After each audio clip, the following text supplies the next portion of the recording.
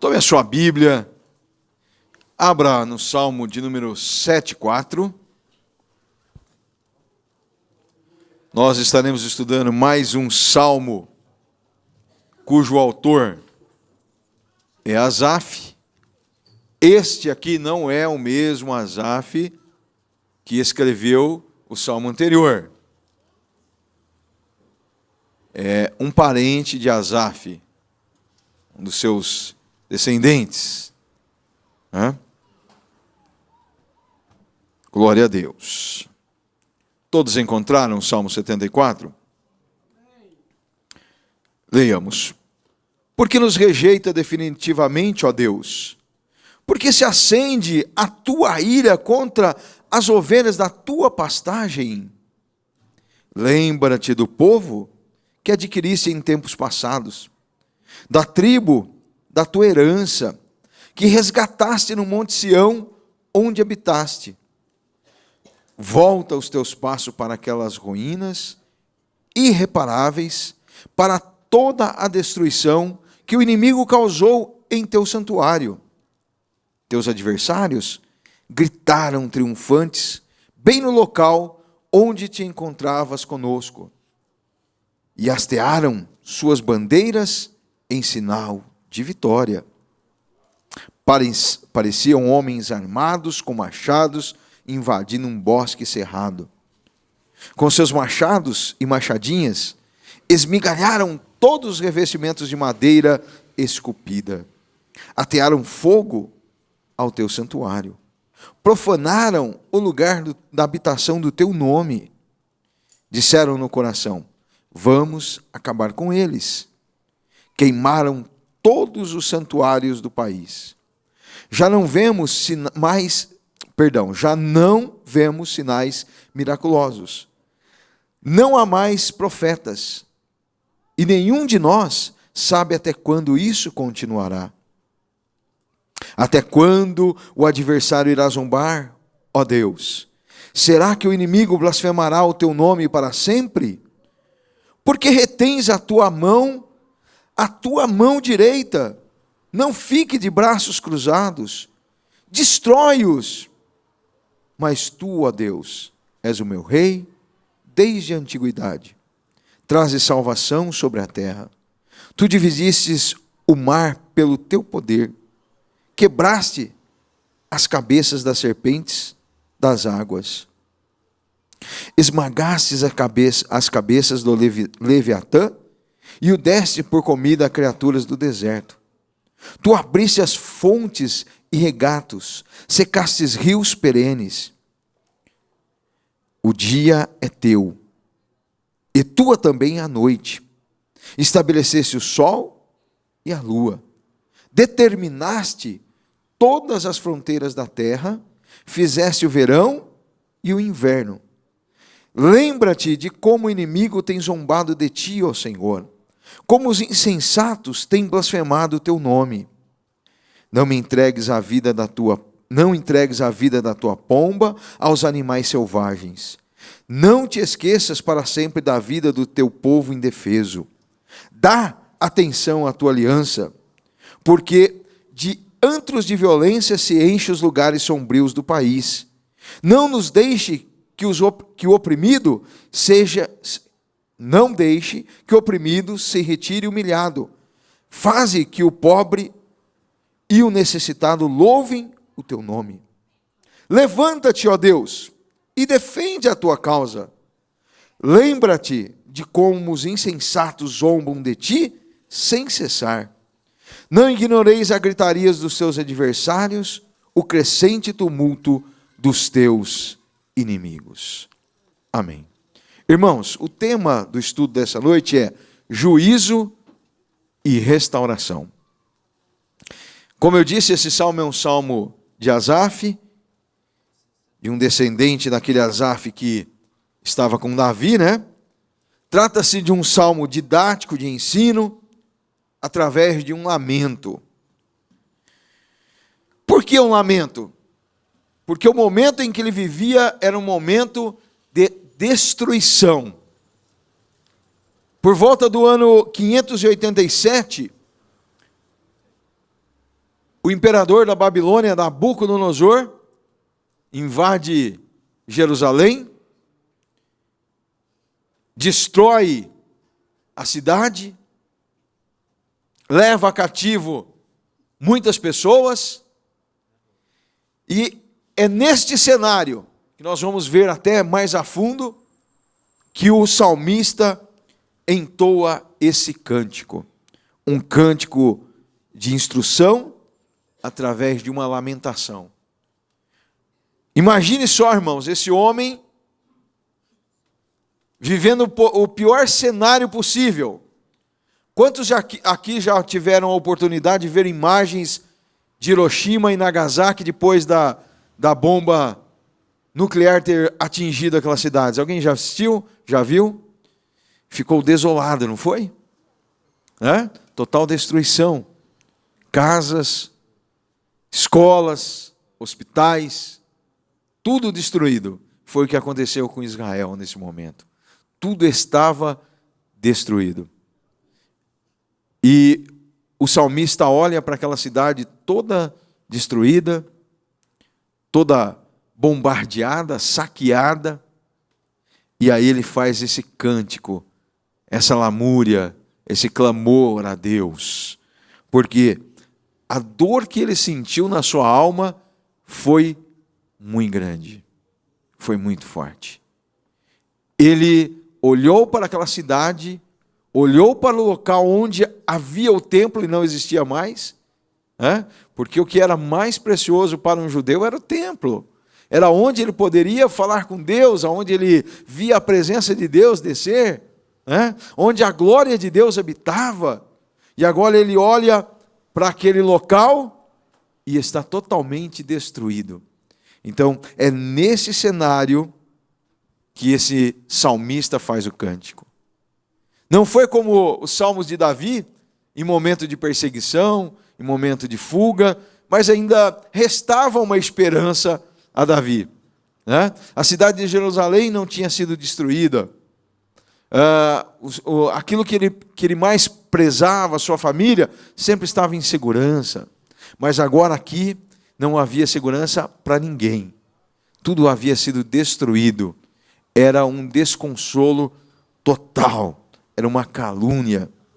E tudo isso devido a um problema: o distanciar de Deus. O que levou a acontecer isso com a cidade de Jerusalém, com o país Israel, tanto o reino do norte quanto o reino e o reino do sul, foi uma coisa só: se distanciar de Deus. Conforme a palavra do Senhor nos diz, os vossos pecados fazem divisão entre vós e o vosso Deus. O povo havia se distanciado de Deus. O povo havia se esquecido de viver conforme a vontade de Deus. Se entregou aos seus desejos, muitas das vezes praticando idolatria, sacrificando a ídolos, levando seus filhos a serem mortos, porque alguns reis de Israel o fizeram, esta prática, coisa que Deus abominava. Eles sacrificavam aos seus próprios filhos, aos deuses, e com isso trouxe uma grande consequência. O pecado, você pode escolher em praticá-lo ou não praticá-lo, mas a consequência do pecado, você não escolhe. Ela vem. E Deus ali então, chega um momento que Deus fala: olha, vou permitir que Nabucodonosor invada a cidade e destrua. E nós vamos ver como foi, no decorrer desse salmo, os fatos, o que aconteceu. Então vamos começar no verso de número 1. Por que nos rejeitaste definitivamente, ó Deus? Por que se acende a sua ira contra as ovelhas da tua pastagem? Olha só, o salmista começa indagando a Deus. Deus, o que está acontecendo, Deus? Por que o Senhor se irou contra nós? Nós que somos o teu povo, nós que somos as tuas ovelhas. Muitas das vezes nós pecamos e queremos que Deus use somente de benevolência para conosco, né? Senhor, me perdoa, porque eu sou falho, né? O povo nesse momento também estava esperando a benevolência de Deus. Mas muitas das vezes a benevolência de Deus, a misericórdia de Deus, vem junto com a sua justiça. Não porque Deus tem prazer em destruir, mas Deus tem prazer em nos curar, em sarar, em nos santificar, em nos transformar. E Deus só encontra uma saída conhecendo os nossos corações endurecidos, nos corrigir. E foi assim que Deus tratou com Israel. Ele trouxe uma correção. Ele trouxe uma correção fortíssima sobre Israel. Por quê? Porque ele queria o bem da nação. Deus estava vislumbrando a correção daquele povo. Porque até então aquele povo havia sacrificado aos ídolos, haviam erigidos postes, aonde iam lá adorar nos bosques, haviam feito bezerros para sacrificar. O povo fez de tudo quanto era contrário à vontade de Deus. E Deus avisava, e Deus corrigia. Deus alertava aquela nação através dos profetas, mas um pequeno período de tempo eles se corrigiam e depois voltava a praticar o que era mal diante dos olhos do Senhor. Então Deus permite que aquela nação babilônica invada Jerusalém e destrua por completo a cidade e até o templo, onde eles tanto admiravam, iam lá adorar ao Senhor. Até isso foi destruído. E a palavra de Deus nos traz algum conforto, que é tudo que nós precisamos, quando nós lemos a respeito da correção. Jó, no capítulo 5, e o verso de número 17, nos diz assim: como é feliz o homem a quem Deus corrige. Portanto, não despreze a disciplina do Todo-Poderoso. Glória a Deus. É tão bom ser corrigido por Deus.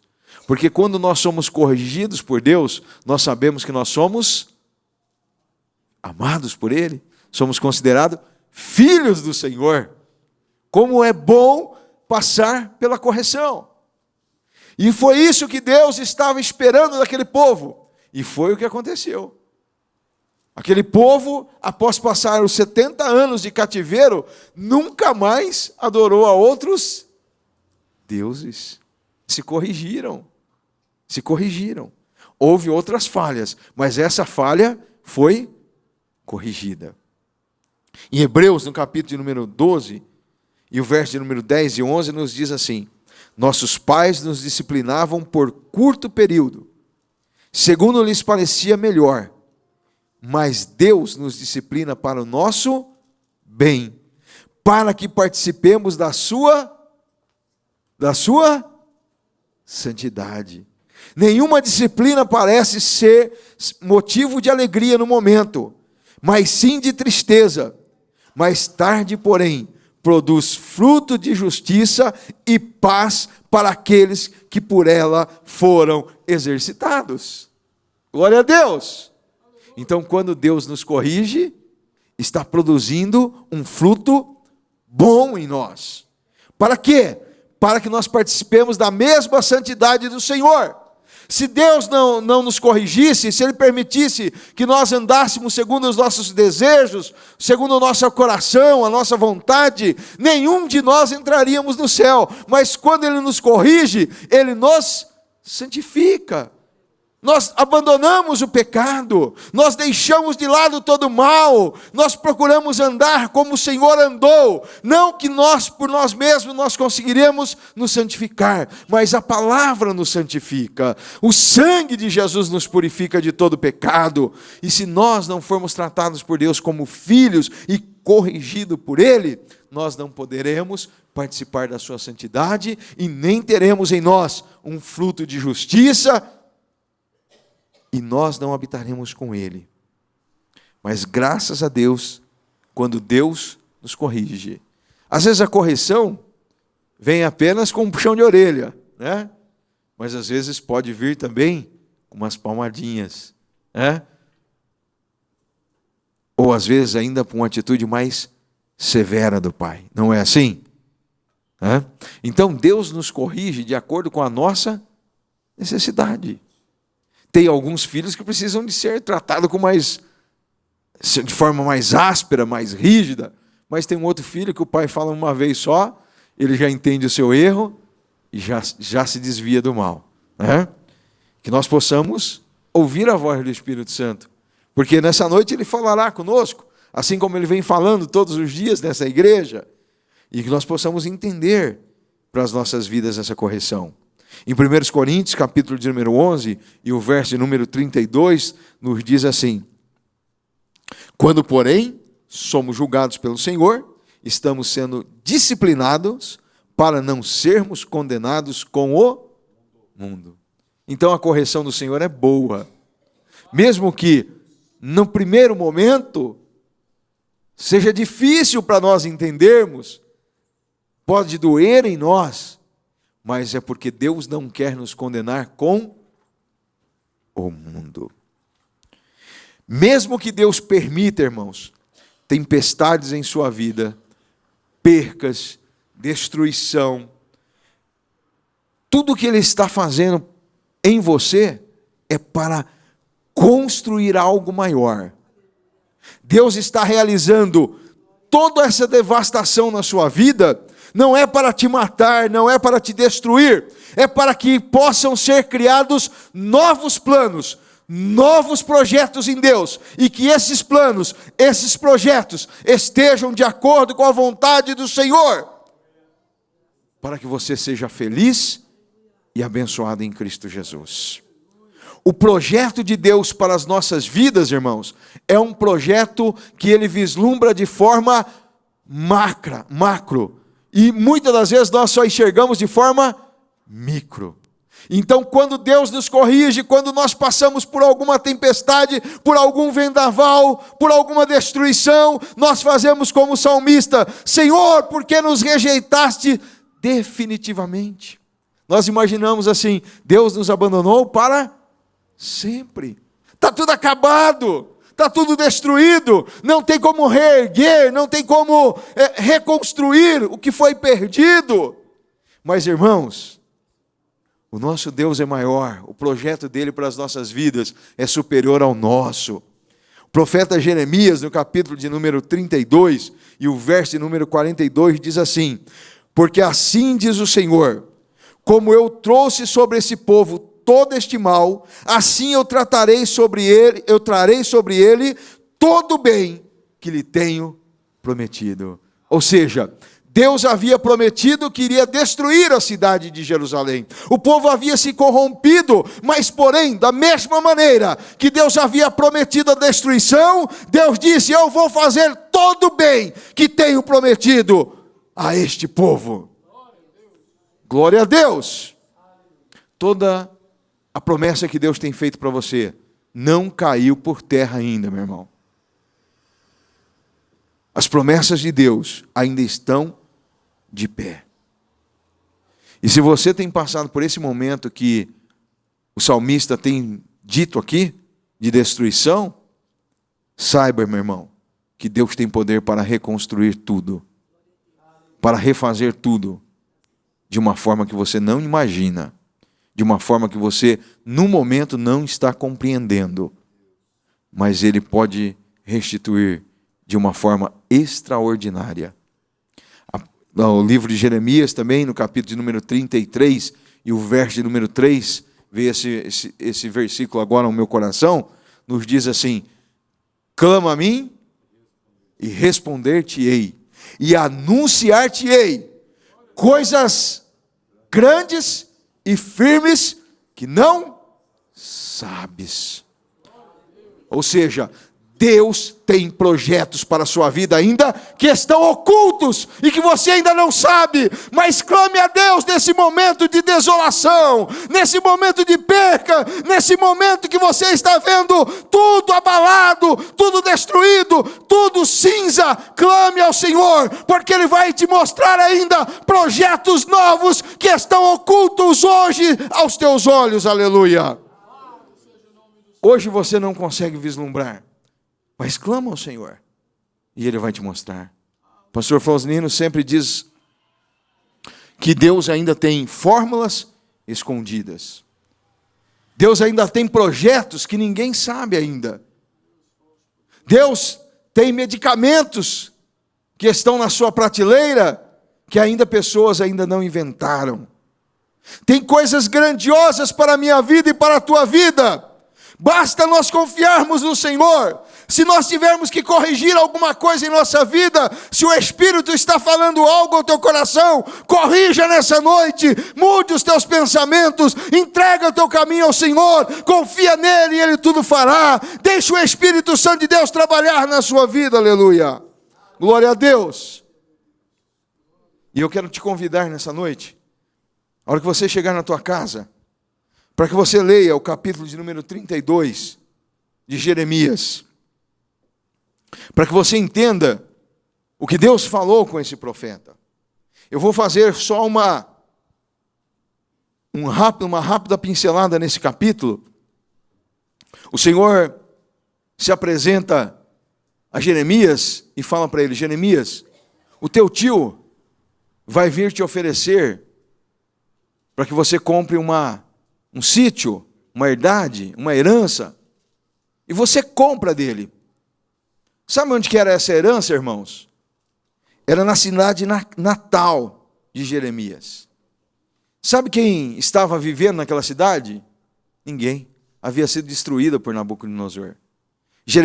Quando Deus aparece para Jeremias no capítulo de número 32, ainda a cidade de Jerusalém ainda não havia sido invadida.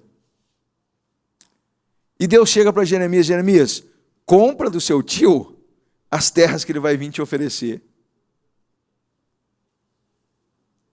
E terminando Deus de falar com ele, chega o tio dele: olha, Jeremias, como você é herdeiro da nossa família, eu tenho aquelas terras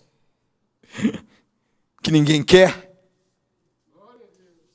aquelas terras que foram todas destruídas, onde ninguém mais está habitando, e eu quero que você as compre. Você compraria, irmão?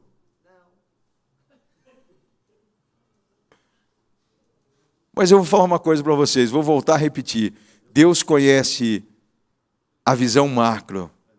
Ele sabe o futuro. E Jeremias começou a entender ali o que Deus estava fazendo. Jeremias compra aquelas terras. Por que Jeremias comprou aquelas terras? Porque Deus havia prometido que aquelas terras seriam habitadas novamente, e que aquelas terras renderiam muito dinheiro, e que as pessoas procurariam aqueles locais para comprar. É a mesma coisa que Deus chegasse para você agora e falasse para você: vende tudo que você tem aqui em Campinas e compra a pior terra no Vale do Jequitinhonha. Quantos já ouviram falar do Vale do Jequitinhonha? Quantos já ouviram falar? Quantos comprariam as terras lá? Hã? Vocês comprariam terra lá? No lugar mais árido do Brasil? Mais pobre do Brasil? Não sei se é o mais árido, mas é uma das regiões mais pobres do Brasil. E com pouco volume de água. Né? Será que você venderia tudo que você tem aqui para comprar terra lá?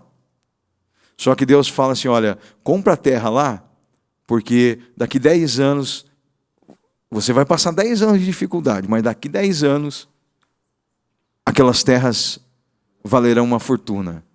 Vão descobrir uma jazida ali de diamantes, de ouro, né?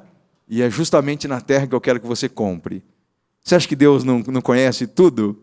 Né? Foi o que aconteceu com Jeremias. Jeremias, compre essas terras, porque essas terras vão voltar a valorizar.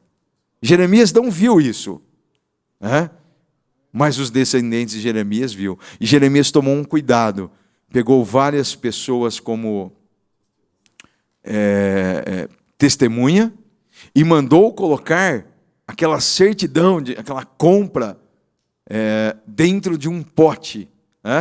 Quem sabe ele procurou o tabelão da cidade lá, dá o seu carimbo aqui, assina aqui, colocou 2 testemunhas ou 3, pegou o sacerdote, olha, comprei essas terras. Colocou dentro de um vaso e mandou guardar aquele vaso para aquela escritura não deteriorar. E foi o que aconteceu.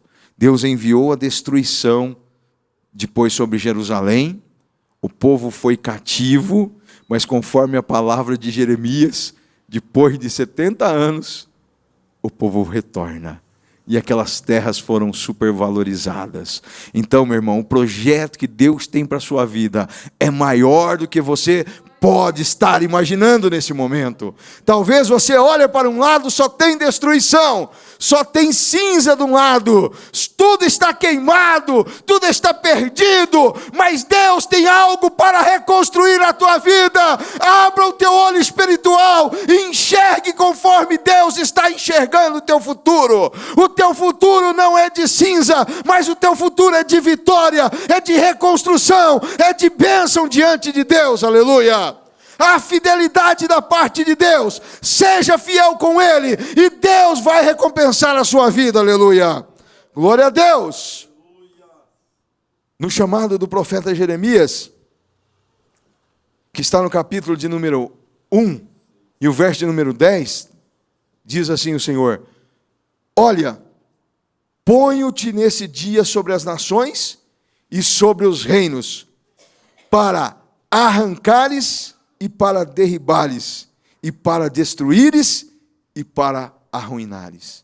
Vamos dar uma pausa aqui. Irmãos, Deus colocou Jeremias só para destruir, né?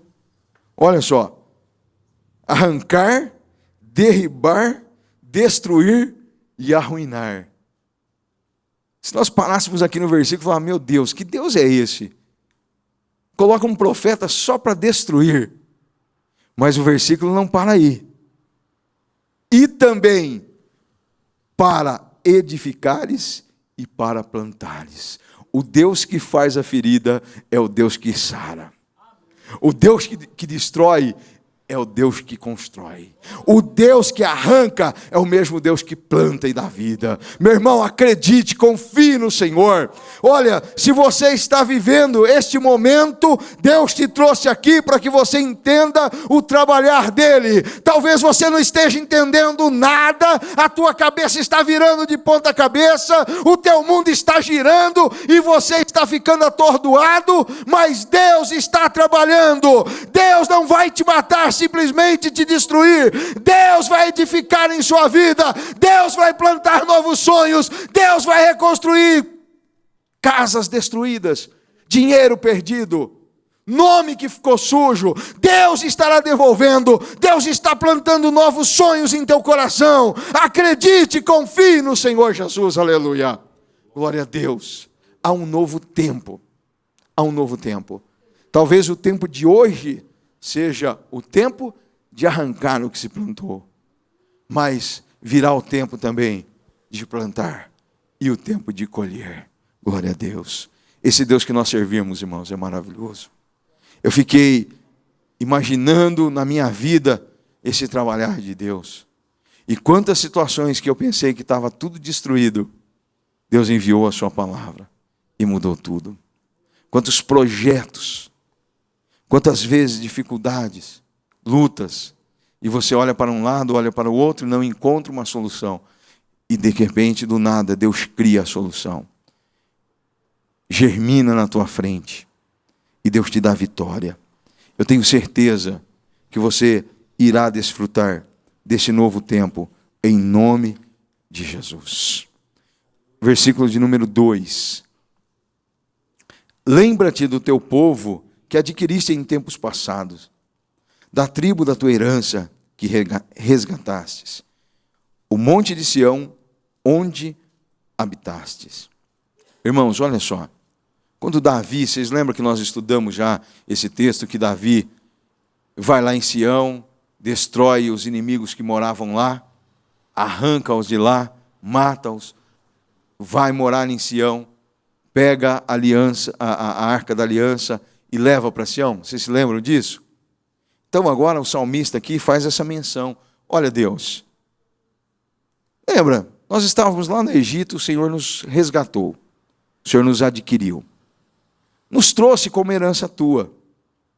Chegamos aqui nessa terra, o Senhor deu essa terra para nós. Os habitantes que estavam aqui, o Senhor destruiu. E agora nós habitamos aqui.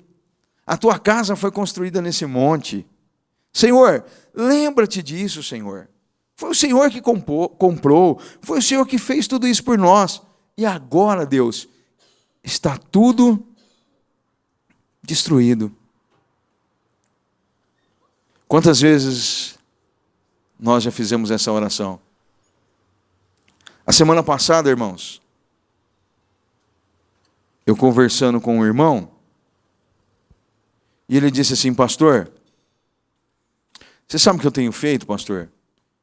Eu tenho recorrido à oração das promessas. Ele fez uma campanha na casa dele, ele com a família dele, acordando às 3 da manhã, para fazer a oração, para que Deus se lembrasse das promessas para a vida dele. E aí eu peguei, que interessante, né? Aí a semana passada, eu aproveitei o embalo. Peguei a minha Bíblia, essa Bíblia quase não sai do carro, mas aqui tem muitas anotações, muitas promessas. Aí eu levei ela para dentro da minha casa e abri aonde estavam as promessas e fiz a mesma oração. Eu abri na página onde estão todas as promessas que Deus me fez e fiz essa oração. Falei: Senhor, o Senhor se lembra, Senhor, da promessa que o Senhor me fez no dia 10/7/2009? O Senhor se lembra que o Senhor me disse isto? O Senhor se lembra na promessa do dia 18/7/2010, Senhor? O Senhor se lembra da promessa do dia 20/8/2013, Senhor? Senhor, o Senhor se lembra, Senhor? E eu comecei a relembrar Deus das promessas. Porque eu tenho esse costume aqui de anotar as profecias para a minha vida. Então, eu peguei elas e comecei a relembrar o Senhor. Foi isto que o salmista fez. Relembrou Deus de tudo que ele havia feito. Às vezes Deus fez uma promessa para nós e nós nunca mais tocamos no assunto. Se Deus quiser cumprir, se for de Deus, cumpre. Não, meu irmão, não estou falando, pelo amor de Deus, não me entendam mal. O pastor Wesley mandou nós pressionarmos Deus na parede, pressiona lá o teu... Não é nada disso. Estou dizendo para você, relembra o Senhor. Senhor, o Senhor se lembra de tal promessa? E daquela outra promessa? Senhor, eu estou precisando dela. Até hoje eu vivi sem ela, Senhor, mas agora eu preciso do cumprimento dela em minha vida, Deus. Fale para Deus das promessas que Ele fez. Relembra ao Senhor do passado. Peça para que Ele possa concretizar nesse momento na tua vida. Quantos têm promessas aqui para serem concretizadas? Amém? Eu tenho promessas desde que eu era menino, do tempo que ainda não anotava ainda as promessas, mas estão aqui gravadas, graças a Deus. Eu esqueço de muitas coisas, mas das promessas de Deus eu não esqueço, irmãos. Elas estão aqui gravadas. Eu tenho uma dificuldade para gravar as coisas e guardar. O que eu não tinha de dificuldade quando eu era menino, eu tenho hoje. Mas as promessas de Deus, eu me lembro nos detalhes. E eu volto e meia agora, eu quero fazer isso. Relembrar ao Senhor. Senhor, tem essas promessas, cumpre na minha vida. Então foi isso o que o salmista fez. Versículo de número 3. Volta os teus passos para aquelas ruínas irreparáveis, para toda a destruição que o inimigo causou em teu santuário. Agora ele vai mais a fundo. Ele faz um convite a Deus. Deus, o Senhor está aí no alto céu, não é? Então desce aqui comigo. Faz uma caminhada no meio dessas ruínas. Vem ver de perto, vem sentir o que nós estamos sentindo, né? Olha, Senhor, venha sentir a minha dor, venha sentir o meu sofrimento. Deus, se compadece de nós, Senhor. Venha ver como é que estão as coisas aqui. Nada melhor do que quando Deus toma ciência da nossa situação. Pastor, mas Deus não sabe tudo? Sabe, mas é bom Ele ouvir do filho qual a necessidade. Conte para o Senhor. Relate para o Senhor nos mínimos detalhes. O apartamento que nós moramos hoje, A minha esposa pediu nos mínimos detalhes ao Senhor. E eu vou ficar bravo com ela agora. Você tinha que ter pedido coisa melhor, mulher. Viu? Coisa... Estou brincando, irmãos. Foi do jeito que ela pediu. O piso, tudo do jeito que ela pediu, o apartamento veio. Então, às vezes, o que nós precisamos de fazer é contar ao Senhor nos mínimos detalhes, irmãos. Nos mínimos detalhes. Viu? Falem para o Senhor: olha, Senhor, eu quero assim, assado, Senhor. Olha a minha necessidade, se compadece dela. Vem ver, Senhor, o que eu estou passando, Senhor. Entra aqui na minha casa, olha para a minha despensa, Pai. Olha para as minhas contas, olha aqui no saldo aqui no banco, Senhor. Convide ao Senhor para entrar na tua vida e saber das tuas dificuldades, saber daquilo que está acontecendo com você, mas também depois do milagre, fale que o Senhor é grande, que o Senhor realiza, que o Senhor faz grandes feitos. Não se cale, meu irmão, não se envergonhe de dizer o que Deus fez por você. Porque tem muitas pessoas que sabem falar dos seus problemas, mas não sabem agradecer. E tem muitas pessoas, irmãos, que são falsas, mentirosas, hipócritas, até com Deus. Até com Deus. Eu já vi algumas situações assim que eu fiquei, nossa... Eu já vi pessoas reclamarem da vida, falarem certas coisas, e eu falo, meu Deus, isso é tudo mentira. Eu sei da situação da pessoa. Eu estava ali do lado a lado com ela, sei do salário, sabia de tudo que acontecia, e a pessoa amaldiçoando. Mas que nós possamos ser gratos, agradecidos ao Senhor. Versículo de número 4. Teus adversários gritaram triunfantes, bem no local onde te encontravas conosco, e hastearam as suas bandeiras em sinal de vitória. Olha que coisa triste, irmãos. Os babilônicos entraram em Jerusalém. O rei Nabucodonosor, depois da vitória sobre o rei Zedequias, ele dá a ordem ao seu general, Nebuzaradão, que invadisse o palácio real, destruísse o palácio, que também fosse ao templo e que lá destruísse todo o templo, pegasse os utensílios de ouro, prata, bronze, tudo aquilo que fosse precioso, levasse para Babilônia. E o resto era para ser destruído.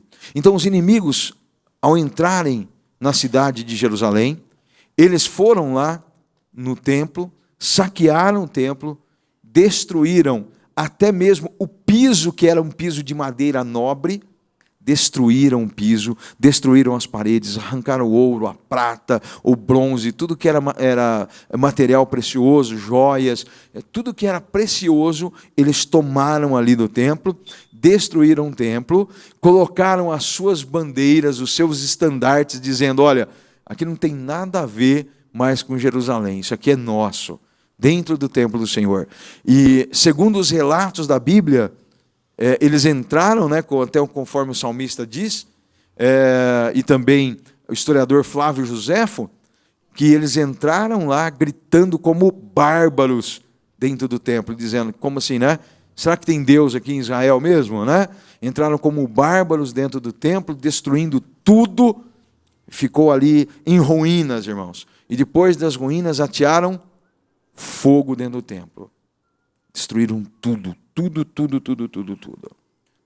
Esse templo, o templo construído por Salomão foi destruído, então, primeira vez pelo imperador da Babilônia, Nabucodonosor, e também ele foi reconstruído depois de 70 anos. Nós vamos ver quando o povo retorna, aí nós estudamos já na quinta-feira o livro de Esdras e Neemias, que fala sobre a reconstrução do templo. O templo foi reerguido, aquele templo que foi reerguido por Esdras, lá, Neemias, que a gente vê a história, o que acontece, no ano 70, Tito, então, general Tito, que depois passou a ser imperador Tito, ele também entra na cidade de Jerusalém e destrói novamente o templo, e hoje o que sobrou do templo de Jerusalém é aquele muro conhecido como Muro das Lamentações. Então, o que restou do segundo templo é o Muro das Lamentações. Então, após toda essa destruição, o povo ficou ali, ficou só os pobres ali, irmãos, porque Daniel, por exemplo, com seus amigos, são levados, todas as pessoas, os principais, os príncipes ali, são levados cativo, tá? Outros, como o rei e a sua família, foram mortos, tá? Como o rei Zedequias, seus filhos, são todos mortos, né? O rei Zedequias tem o seu olho perfurado, vazado, Nabucodonosor se ira muito contra ele, e Jeremias falou com ele várias vezes, olha, se entrega, né? O imperador não vai fazer nada, e pelo contrário, tudo aquilo que Jeremias profetizou para ele, aconselhou, ele não deu ouvidos, e foi tudo ao contrário que aconteceu, né? Então foi a destruição. E eu fico imaginando, irmãos, então aquele povo que tinha aquele templo como local sagrado, aquele local onde eles poderiam adorar a Deus, tudo destruído, né? Eu vou trazer um pouquinho para nós agora. E hoje, onde é o templo de Deus? Quem? Aonde? Qual o endereço? Rua Dom Pedro I? Hã? Cada ser vivo que serve a Deus. Cada um de nós, né? Somos o templo do Espírito Santo. E quantos não destroem o templo do Espírito Santo? Não valorizam, né? Muitas das vezes, irmãos, praticamos coisas abomináveis aos olhos do Senhor. O pecado, irmãos, pecado é pecado. Não tem pecadinho nem pecadão. Pecado é pecado. E quantas das vezes nós embarcamos no mundo do pecado? Enganamos em nossos negócios, mentimos, fofocamos. Parece que não, né? Mas é pecado também. Falamos mal do pastor, falamos mal do irmão, é pecado. E a Bíblia fala para nós não entristecermos o Espírito Santo de Deus. E muitas das vezes nós continuamos a destruir o templo do Espírito Santo. Aquele povo se acostumou com a glória de Deus. E hoje muitas pessoas também estão se acostumando com a glória de Deus.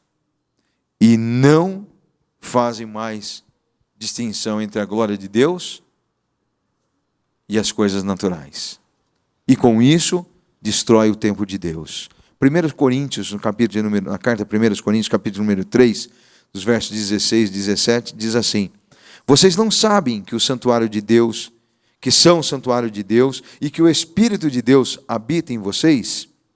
Se alguém destruir o santuário de Deus, Deus o destruirá, pois o santuário de Deus, que são vocês, é sagrado, santo. Amém?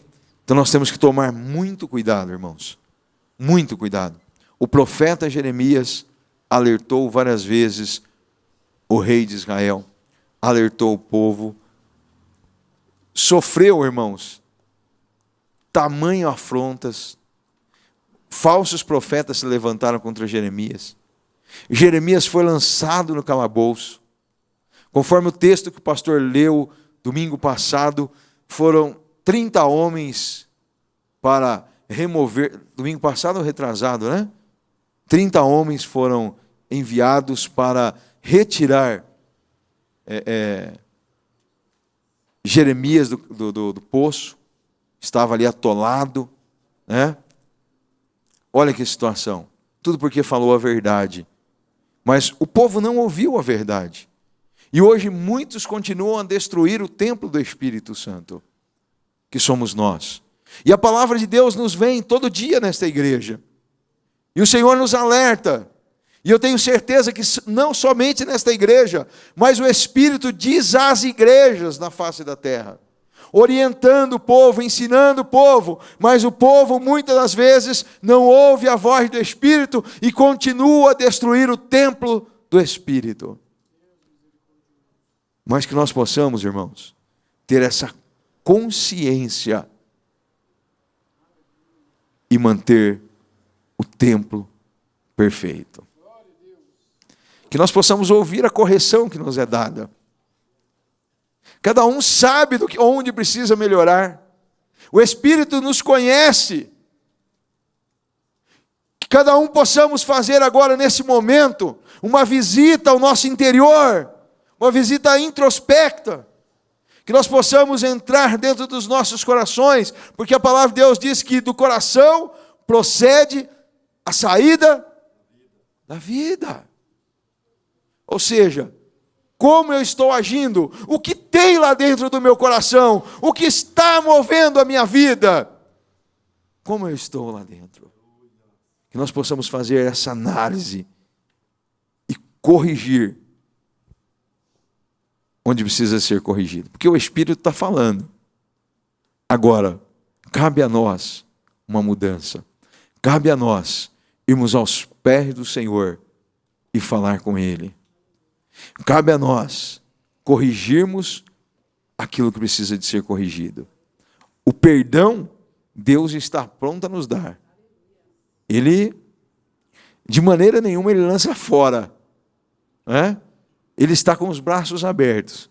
Mas nós precisamos de nos decidir em pedir perdão, clamar por misericórdia e esperar a benevolência de Deus. Pai, te agradecemos, Senhor, pela tua infinita bondade, pela tua infinita misericórdia, porque elas são as causas de não sermos consumidos, ó Pai. Ainda estamos de pé, o nosso templo ainda não foi fulminado, não foi destruído, por causa da tua misericórdia, e nós te louvamos por isso, ó Pai. Nos colocamos, Senhor, diante de ti e clamamos pela tua misericórdia, Senhor. Clamamos, Senhor, para que o Senhor possa nos ajudar a caminhar nessa, Senhor, referência diante de ti, Senhor, com todo zelo, com toda dedicação. Que nós, Senhor, possamos abandonar todas as coisas erradas que praticamos, tudo aquilo que, Senhor, faz o teu Espírito se entristecer, e que nós possamos ter uma vida íntegra, Senhor, diante de ti e dos homens, ó Pai. Também, ó Deus, te pedimos que o Senhor nos ajude a passar pelos momentos de crise, ó Pai, em que o Senhor está nos corrigindo, ó Pai, em que o Senhor está moldando, Senhor, as nossas vidas. Que nós possamos entender o teu trabalhar, Senhor, e que nós possamos seguir em frente, marchando, ó Pai, confiando que o Senhor está no controle e que o Senhor sabe o que é melhor para nós, ó Pai. Dê-nos uma visão além do alcance, Senhor. Que a nossa visão possa estar ajustada à tua visão, ó Pai. Que nós possamos ter, ó Pai, uma visão apurada segundo o teu querer e a tua vontade, Senhor. Que toda a miopia espiritual seja retirada dos nossos olhos e que nós possamos vislumbrar, ó Pai, o que o Senhor ainda tem para nós, ó Deus. Senhor, ajuda-nos, ó Pai, a entender esse teu trabalhar. Ajuda-nos, ó Pai, a ficarmos de pé, ó Pai, e marcharmos segundo a tua vontade e o teu querer, Senhor. Ó Deus, aquele teu filho, a tua filha, que está nesse momento, Senhor, passando por grande luta, por grande aflição, talvez pela desobediência ou não, ó Pai. Uns, ó Pai, porque o Senhor tem, meu Deus, dirigido a um deserto para ali eles possam te conhecer melhor. Outros, ó Pai, por causa da desobediência e estão, Senhor, passando por um momento de aflição, ó Pai. Ambos os teus filhos, queira socorrer, Espírito Santo. Queira, meu Deus, ajudar, que eles possam, meu Deus, passar por esses momentos e entender que o Senhor é bom, ó Pai. E, Senhor, que eles possam saber, meu Deus, que diante de Ti há um novo tempo, novos sonhos, novos projetos, novas realizações, novos objetivos, novas metas a serem alcançadas em Ti, ó Pai. Até aquele dia glorioso em que o Senhor irá voltar e buscar a Tua igreja, meu Pai. Cuida de nós, ó Pai, nos ajuda, que nós possamos, ó Deus, ter essa mesma visão do profeta Jeremias, ó Pai. Que nós possamos depositar a nossa confiança em Ti, Senhor, e saber que o Senhor é aquele mesmo Deus que destrói e reconstrói. Tu és o mesmo Deus que faz a ferida, mas que deita também o bálsamo sobre a ferida e a cura, meu Pai. Senhor, que nós possamos confiar inteiramente em Ti e nada neste mundo nos abale, ó Pai. Nem falsos profetas, nem mentiras, nem calúnias, nem difamação, ó Pai. mas que nós possamos estar vivenciando um novo tempo de plena comunhão contigo, de confiar em Ti inteiramente, ó Pai, e de ser vitorioso, e de sofrer, ó Pai, os levantes, as calúnias, mas, Senhor, de estar com a cabeça erguida, sabendo que o Senhor é o nosso Deus, e é aquele que nos cuida, e é aquele que nos dirige, ó Pai. Senhor, clamamos a Ti nesse momento, e queremos a Tua resposta, Senhor. Esperamos pela Tua resposta, porque necessitamos dela. Não que somos, ó Pai, melhores, ó Pai, e nem que nós nos achamos merecedores, mas porque nós necessitamos da Tua resposta, ó Pai. Ajuda-nos, ó Deus. Esta é uma oração simples, mas confiante em Ti, ó Pai. Em nome de Jesus. Amém, Senhor.